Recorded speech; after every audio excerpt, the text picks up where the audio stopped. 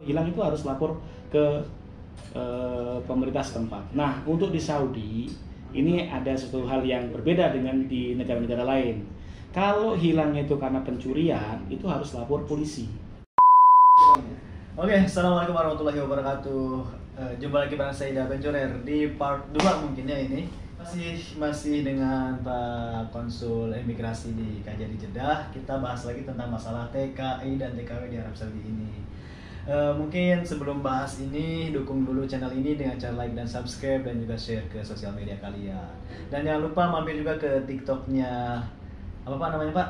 Oh, TikTok itu. Azaini 2626. Azaini 2626. Di follow juga Pak. Karena di situ ada informasi-informasi penting seputar keimigrasian ya, tentang paspor. Nah, kebetulan di video kali ini saya mau bahas tentang masalah paspor. Tentunya paspor adalah salah satu dokumen yang paling penting untuk kita miliki sebagai warga negara Indonesia. Tapi kadang yang namanya dokumen, yang namanya buku atau apa yang namanya waraga seperti itu ya kadang kita lupa naro atau kadang hilang, rusak. Sekarang bagaimana kita tanyakan solusinya atau persyaratan-persyaratan kalau misalkan paspor kita hilang. Nah, yang ingin pertanyakan dulu Pak, bagaimana nih kalau paspor kita hilang? Nggak tahu gitu di mana, nggak ingat. Oke. Iya. Saya jawab sebelumnya kita harus tahu dulu fungsi paspor. Fungsi paspor itu kan adalah dokumen untuk melintas antar negara. Jadi orang yang ingin pindah dari suatu negara ke negara lain itu butuh paspor. Kemudian suatu saat kondisi kita tidak tahu di paspor kita tuh hilang. Iya. Terus bagaimana ya? Gitu. Nah, ini hilang itu ada dua kemungkinan.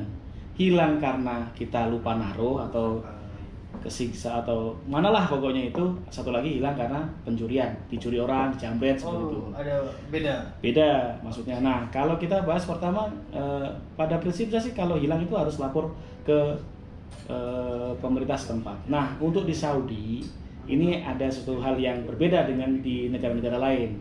Kalau hilang itu karena pencurian, itu harus lapor polisi, surtoh atau polisi. Nah, dapat surat lapor karena dia akan dicek juga segala macam. Nah, setelah dapat lapor itu bawa ke KJRI, kemudian kalau ada fotokopinya disimpan, di fotokopi paspornya itu ada fotonya lah, dicetak dulu, kemudian igamahnya dibawa. Jangan lupa kalau dari syarikah bawa surat dari syarikah, kalau dari sponsor syarikah ya. Kalau sponsornya perseorangan, kafil gitu, kafilnya datang seperti itu. Nah, itu kalau dicuri. Nah ini itu terus kemudian tetap diproses. Jangan lupa juga kalau mau buat paspor ke KJRI, jangan lupa buat janji temu.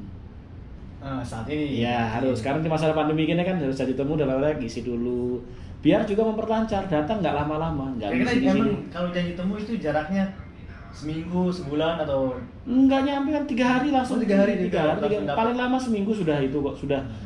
Karena milih sendiri tanggal berapa. Kalau belum ada WhatsApp blast-nya pengumuman itu, datang aja kan sudah dipilih tanggal berapa datangnya. Sudah tersimpan itu, tidak ada masalah seperti itu. Kadang orang kayak gitu ribet gitu, takutnya masih lama gitu. Ya, enggak, cepat sekali kok, tidak ada masalah. Jadi itu kan untuk mempermudah juga, kan cuma ngisi nama, sudah nomor paspor, alamat, terus nomor handphone, itu aja intinya. Nomor iqamah, itu memudahkan kita.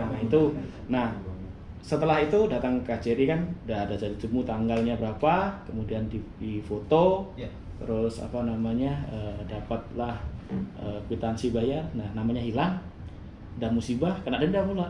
Oh, kena denda kalau kena biaya beban, biaya PBNBP. Jadi paspornya bayar 100, karena kehilangan penggantian karena bayar 290, total 390 SAR.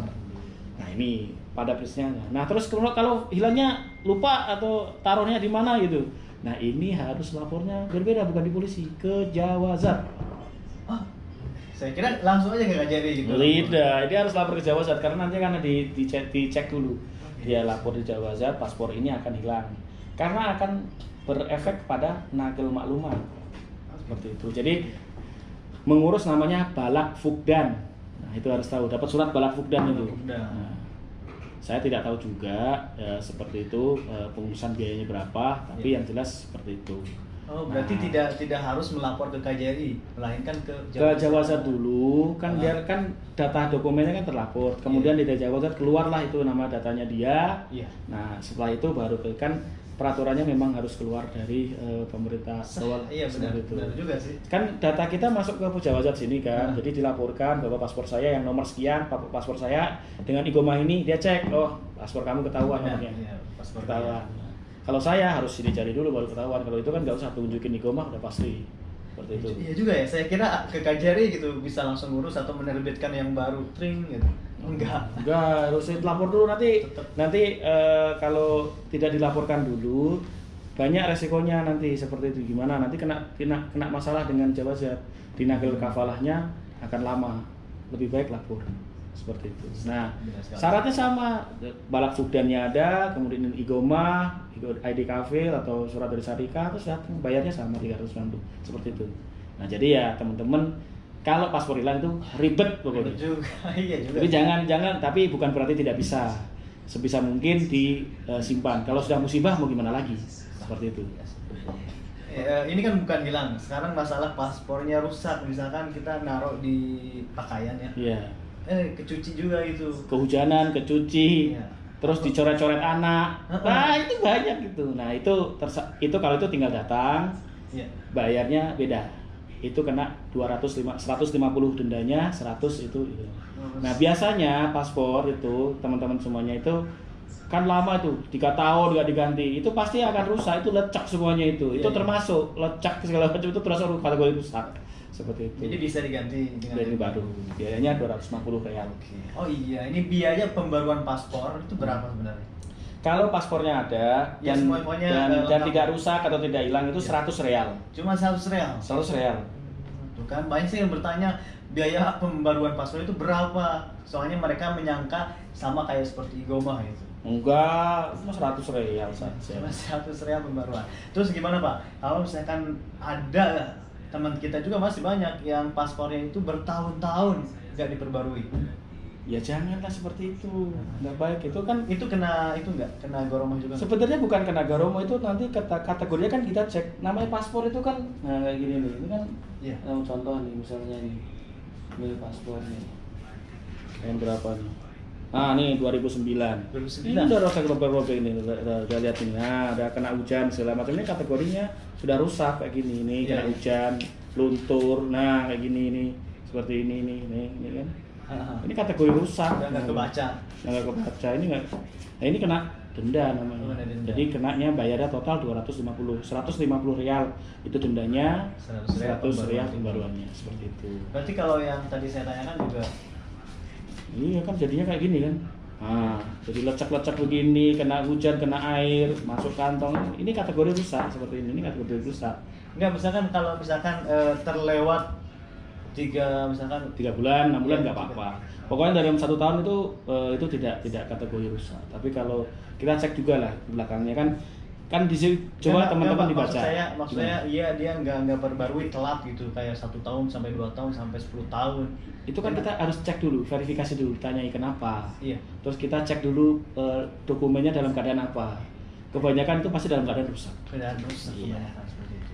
Iya. Tapi tetap kena denda ya kalau Iya. dalam rusak. Iya. Kan di sini kan paspor ini adalah dokumen milik negara, kecuali pejabat yang berwenang dilarang mencoret atau melakukan perubahan atau tulisan cetakan nggak boleh. Harap diperhatikan undang-undang ini. Kan untuk itu kan ini kan nggak boleh, harus disimpan, ini dokumen negara harus kembalikan ke negara kan gitu. Kan ini kan dokumen negara. Walaupun bayar tapi kan ini masih milik negara. Iya benar. Seperti itu. Nah itu dia, itulah berarti sangat penting sekali ya untuk Iya. kita berada di negara orang lain, itu satu-satunya adalah paspor.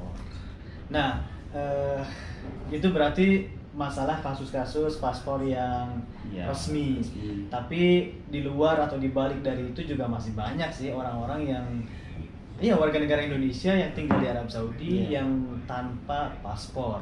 Nah, bagaimana solusinya untuk bisa memiliki dokumen bagi mereka yang ilegal? Jadi pada prinsipnya itu untuk memiliki dokumen itu adalah hak semua warga negara Indonesia ya. Cuma tapi kita harus memperhatikan juga kalau yang ilegal sebenarnya kan kewajibannya harusnya pulang. Sah. Oh iya benar.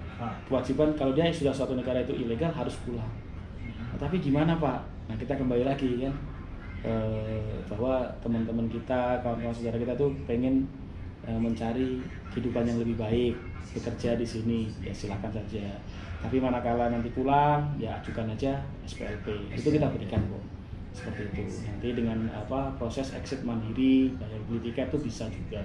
Jadi SPLP itu juga berbentuk seperti paspor juga sama. Inilah SPLP ini.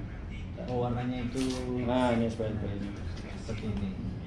Berarti lebih itu ya? Nah, lebih tipis. Tipis. Nah, seperti ini. Jadi nanti ada perbedaan. Pokoknya kalian juga bisa untuk informasi lebih lanjut juga bisa langsung kunjungi TikToknya Pak Zaini supaya di situ ada perbedaan antara paspor SPLP dengan paspor yang biasa.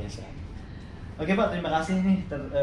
Seru juga sih berbicara tentang paspor karena ada aja dari mulai paspor hilang, paspor rusak, terus paspor nggak punya paspor gitu dia.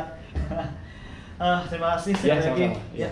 Buat kalian semuanya, terima kasih yang sudah menonton. Jangan lupa jika video ini bermanfaat, silahkan bagikan ke grup WhatsApp kalian, ke Facebook kalian, supaya teman-teman yang lain juga tahu seputar informasi terbaru dan juga informasi penting seputar Arab Saudi. Saya David Jordan pamit dan narasumber saya Pak Ahmad Zaini juga pamit. Wassalamualaikum warahmatullahi wabarakatuh. Waalaikumsalam warahmatullahi wabarakatuh. Salam semua.